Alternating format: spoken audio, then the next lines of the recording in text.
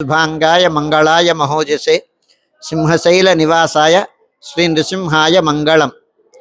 श्री श्री श्री वराहलक्ष्मी नृसिंह प्रभुవు సన్నిధానంలో శ్రీ పరాభవనామ సంవత్సరం వృషభ మాసంలో వచ్చేటువంటి చతుర్దశి తిథి నాడు శ్రీ నృసింహ జయంతి ఉత్సవాన్ని చేస్తాం.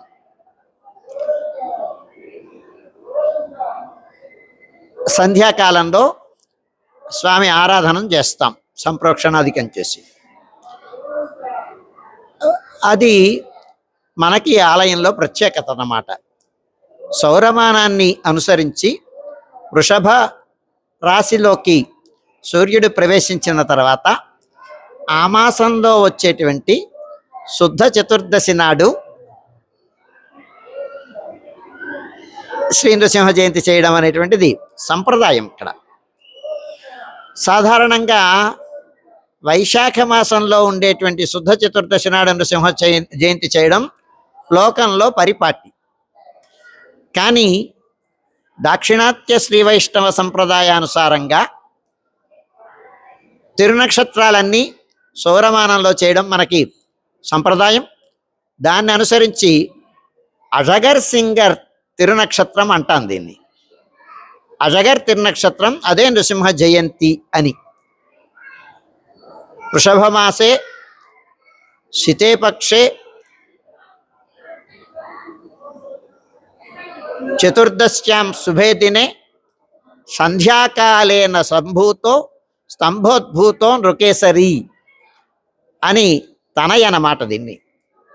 ఆ వృషభ మాసంలో వచ్చేటువంటి శుద్ధ చతుర్దశి నాడు సంధ్యా సమయంలో ఆరాధన చేయడం, స్వామికి విశేషమైనటువంటి ఆ స్నపన తిరుమంజనం, ఆలయ సంప్రోక్షణం, ఈ కార్యక్రమాలు జరిపించడం అనేటువంటిది సంప్రదాయం. అయితే నృసింహ ఆవిర్భావ నక్షత్రం స్వాతి. స్వాతి నక్షత్రం రోజున ఈ నృసింహ జయంతి చేయడం ఒక సంప్రదాయం, తిరునక్షత్రం చేయడం ఒక సంప్రదాయం. అది కూడా సంధ్యా సమయానికి చతుర్దశి ఉండి స్వాతి ఉండేటువంటి దానిని తిరునక్షత్రం చేయడం ఒక సంప్రదాయం. మనకి ఇక్కడ వచ్చుతున్నటువంటి సంప్రదాయం ఏంటంటే సంగమకాల స్పర్శ కలిగినటువంటి తిథి కానీ నక్షత్రం కానీ సంగమకాల స్పర్శ ఉంటే ఆ రోజు చేయమని సంహిత చెప్తుంది. దాన్ని పురస్కరించుకొని మనం ఈ నెల 30వ తారీఖున నృసింహ జయంతిని చేస్తాం. స్వాతి నక్షత్రం 29వ తారీఖున సంభవించింది. ఉదయం సుమారు 10 గంటల వరకు త్రయోదశి ఉండి తర్వాత చతుర్దశి తిథి వచ్చి స్వాతేది ఆ రోజు వ్యాపారం ఉన్నందువలన స్వాతి నక్షత్రం 29వ తారీఖున మనకు ఏర్పడింది. స్వాతి నక్షత్రంతో కూడినటువంటి సంధ్యాకాలానికి వ్యాపనం ఉన్నటువంటి చతుర్దశి మనకి 29వ తారీఖున కనుక ఇది విశిష్టమైనటువంటి లక్షణం కలిగినది. అందుచేత ఈ నెల 29వ తారీఖు శుక్రవారం నాడు మనం స్వామి యొక్క ఆవిర్భావ నక్షత్రమైనటువంటి స్వాతి నక్షత్రం నాడు విశిష్టమైనటువంటి ఆ హోమాన్ని జరిపించుకుంటాం మనం. దీన్ని పురస్కరించుకొని ఈ హోమం సాధారణంగా మనకేంటంటే మన కళ్యాణ మంటపంలో జరగడం మనకి ప్రతి నెలా జరిగేటువంటి హోమం. ఈ మాట ఏంటంటే విస్తృతంగా కొంచెం బాహిరంగంగా మనకి కళ్యాణం ప్రాంగణం ఏదైతే ఉందో, మనకి వార్షిక కళ్యాణ ప్రాంగణం ఏదైతే ఉందో అక్కడ ఈ కార్యక్రమాన్ని జరిపించుకోవడం కోసమని మనం సంకల్పం చేశాం. ఇది చాలా విశిష్టమైన సన్నివేశం. సౌరమానంలో ఒక్కొక్క మాసానికి ఒక్కొక్క విశిష్టత ఉంటుంది. మేషరాశిలో సూర్యుడు ప్రవేశించిన తర్వాత ఆ మాసానికంతటికి ఒక రకమైనటువంటి వైలక్షణ్యం ఉంటుంది. అలాగే వృషభ మాసంలో సూర్యుడు ప్రవేశించిన తర్వాత ఆ రాశి ప్రవేశాన్ని బట్టి, ఆ రాశి గమనాన్ని బట్టి, సూర్య గమనాన్ని బట్టి కొన్ని ప్రయోజనాలు ఉంటాయి. అలాగే మిథునం, సింహం, కర్కాటకం, అలాగే మకరం, మకర రాశిలో ప్రవేశిస్తే మన ఉత్తరాయణ ప్రవేశమైన తర్వాత చాలా మంచి రోజులు అని మనం ముహూర్తాలు చేస్తూ ఉంటాం కదా. అలాగా సౌరమానం ప్రకారం ఆ రాశిలోకి ప్రవేశించి సూర్యగమనం ఆ మాసం అంతా గమనం ఉంటే ఆ రాశి ప్రయోజనం వలన, ఆ గమనం వలన, ప్రవేశం వలన విశిష్టమైన ప్రయోజనాలు ఉంటాయి. దాన్ని మనం పురస్కరించుకొని వృషభ మాసంలో మనం సూర్యుడు ప్రవేశించిన తర్వాత ఆ మాసంలో వచ్చేటువంటి స్వాతి కానీ, శుద్ధ చతుర్దశి కానీ నృసింహ అవతార ప్రయోజనం అవతారం సంభవించినటువంటి మాసం కనుక ఈ మాసానికి చాలా విశిష్టత ఉంది. ఎందుచేతనంటే వృషభ మాసంలో ఉన్నటువంటి స్వాతి నక్షత్రం నాడు లేదా చతుర్దశి నాడు నృసింహావిర్భావం జరిగింది కనుక, నృసింహావిర్భావం అనేటువంటిది సమస్త జగద్వ్యాపనంని చూపించేటువంటి అవతారం నృసింహావతారం. అంటే అన్నిటి యందు పరమాత్మ వ్యాపించి ఉన్నాడు అనేటువంటి సందేశాన్ని లోకానికి ఇచ్చినటువంటి అవతారం నృసింహావతారం. అందుచేత సకల వ్యాపనం అనేటువంటి, సర్వవ్యాపనం అనేటువంటి లక్షణం కలిగినటువంటి అవతారం నృసింహావతారం కనుక అందుచేత ఈ మాసానికి చాలా విశిష్టత ఉంది, విలక్షణత ఉంది. అందుకోసమని ఈ స్వాతి నక్షత్రం రోజున సంధ్యాకాలానికి చతుర్దశి ఏర్పడినటువంటి రోజు అయినందువలన దీనిని ఒక విశిష్టమైనటువంటి, విలక్షణమైనటువంటి సంభవంగా దీన్ని భావించి మనం ఏం సంకల్పించామంటే, ఆనాడు స్వాతి నక్షత్రంలో భాగస్వాములైనటువంటి వాళ్ళకి విశిష్టమైన ఫలం ఏర్పడుతుంది, లభిస్తుంది. నృసింహ ప్రభువు యొక్క అనుగ్రహం వలన సాధారణంగా నృసింహస్వామి అనగానే మీకు గ్రహ దోషాలన్నిటినీ దూరం చేసేటువంటి వాడు. అంటే గ్రహగమనానికి అతీతమైనటువంటి ఆ శక్తి నృసింహశక్తి. అందుచేత అలాగే ఆసురీ లక్షణాలు ఉన్నటువంటి వాటి అన్నిటినీ దూరం చేసేటువంటి అవతారం నృసింహావతారం. ఎందుచేతనంటే అసుర సంధ్య వేళ ఆసుర శక్తిని నిర్జించినటువంటి అవతారం నృసింహావతారం కదండి. ఎందుచేతనంటే మరి పగలు కాదు, రాత్రి కాదు, భూమి మీద కాదు, భూమి పైన కాదు, లేదా జీవం ఉన్నటువంటి వాళ్ళ చేత కాదు, జీవం లేనిటువంటి వాళ్ళ చేత కాదు, ఇవన్నీ ఏవో ఉన్నాయి కదా ఆయన హిరణ్యాక్ష వరాలని, హిరణ్యకశిపు వరాలు, ఇవన్నిటికీ అనుగుణంగా ఏర్పరచుకున్నటువంటి అవతారం నృసింహావతారం. అందుచేత అసుర సంధ్య వేళ, సంధ్యా సమయంలో ఆ గడప మీద కూర్చొని హిరణ్యకశ్యపు వక్షో విదరణం కలిగించేసినటువంటి, కావించినటువంటి అవతారం కనుక ఈ అవతారానికి విశిష్టమైనటువంటి అవతారంగా మనం చెప్పుకుంటాం.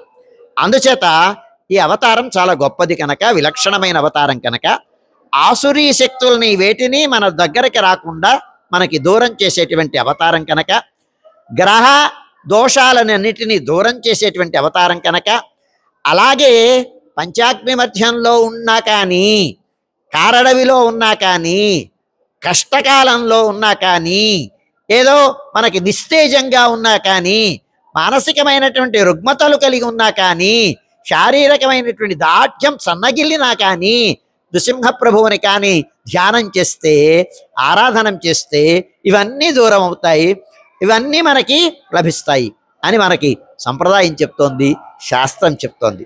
అందుచేత మీరందరూ ఈ రేపు 29వ తారీఖున జరిగేటువంటి స్వాతి హోమంలో నృసింహ ఆవిర్భావ దినం, అవేళ ఆవిర్భావ నక్షత్రం, అంచేత ఆ రోజు మీరందరూ భాగస్వాములయ్యి స్వామి యొక్క ఆ ఆరాధనంలో, ఆ యజ్ఞంలో మీరు కానీ భాగస్వాములైతే స్వామి అనుగ్రహాన్ని మీ మీద సంపూర్ణంగా ప్రసరించి మీకు ఉండేటువంటి మానసికమైన దౌర్బల్యాలు, శారీరకమైన దౌర్బల్యాలు, అలాగే గ్రహదోష నివారణాలు, అంతేకాకుండా రకరకాలైనటువంటి మీ యొక్క ఈప్సితాలనన్నిటినీ ఈడేర్చేటువంటి ఆ సన్నివేశం ఆసన్నమవుతోంది. మీరందరూ భాగస్వాములు కండి, మీ యొక్క ఈప్సితాలని ఈడేర్చమని స్వామిని ప్రార్థిద్దాం.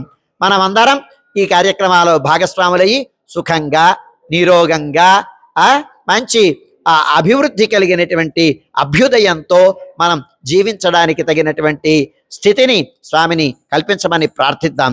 రండి, దీనిలో భాగస్వాములు కండి.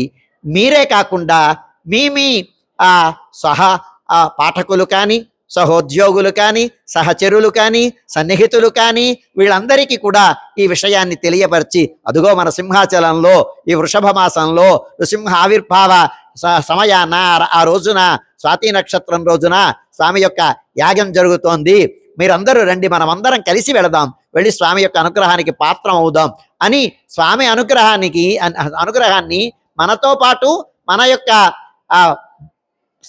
సంబంధులు అందరికీ కూడా మనం ఈ విషయాన్ని చేర్చి, తద్వారా వారందరూ కూడా సుఖంగా ఉండేటట్టుగా, స్వామి అనుగ్రహానికి పాత్రమయ్యేటట్టుగా మనవంతు సేవ చేద్దాం. మీరందరూ ఈ విషయాన్ని మీ సహచరులకి, సన్నిహితులకి, బాంధువులకి అందరికీ తెలియచేయండి. మీతో పాటు వారందరినీ కూడా తోడ్కొని రండి. ఈ కార్యక్రమం కోసమని 2500 రూపాయల రుసుము మనకి స్వాతి హోమానికి ఎట్లా ఉంటుందో అలాగే ఆ రోజు ఉదయం 6 గంటల నుంచి ఈ కార్యక్రమానికి మనం ఆరంభమవుతూ స్వాగతం పలుకుతాం. 6 గంటలకి స్వామివారి దర్శనం చేసుకొని, దీనిలో భాగస్వాములు అయినటువంటి వాళ్ళు స్వామివారి దర్శనం చేసుకొని, ఆ దర్శనం అయి పూర్తి చేసుకున్న తర్వాత మనకి వార్షిక కళ్యాణం జరిగేటువంటి ఉత్తర రాజగోపురానికి ఆవల ఉండేటువంటి ప్రాంగణానికి విచ్చేసినట్టయితే అక్కడ మీకు సంకల్పం, కంకణధారణం జరిపించి, అదైన తర్వాత కాస్త ఏదైనా అల్పాహారం తీసుకున్న తర్వాత ఈ కార్యక్రమం, స్వామి యొక్క ప్రసాదాన్ని తీసుకున్న తర్వాత కార్యక్రమం ఆరంభమవుతుంది. సుమారు 7 గంటల నుంచి విశ్వక్సేనారాధనం, పుణ్యాహవచనం అయిన తర్వాత అక్కడ మంటప ఆవాహనం, కలశ ఆవాహనం అయిన తర్వాత అగ్ని సంస్కారం, కుండ సంస్కారం, అగ్ని ప్రతిష్టాపనం జరిగిన తర్వాత ఈ హోమం ఆరంభమవుతుంది. సుమారు 8 గంటల ప్రాంతంలో, 8 గంటల నుంచి 10 గంటల వరకు ఈ కార్యక్రమం జరుగుతుంది, హవనం జరుగుతుంది. 10 గంటల ప్రాంతంలో పూర్ణాహుతి, అదైన తర్వాత కుంభప్రోక్షణం అయిన తర్వాత స్వామి నివేదనం, శాలా ప్రదక్షిణం అయిన తర్వాత వారికి ఇందులో భాగస్వాములైనటువంటి ఉభయదారులకి ఆశీర్వచనం, స్వామి యొక్క అనుగ్రహాన్ని వారికి అందించడం. అదైన తర్వాత మనకి యాత్రిక సదన్ దగ్గర ఉండేటువంటి ఆ భవనంలో వీరందరికీ తదీయారాధన ఉంటుంది. సుమారు 12 గంటల ప్రాంతంలో స్వామివారు 11 గంటలు అయిన తర్వాత, కార్యక్రమం పూర్తయిన తర్వాత ప్రధానాలయంలోకి వేంచేస్తారు. 11:30 గంటలకి మహానివేదనానికి స్వామివారు ఆలయంలోకి ప్రవేశిస్తారు.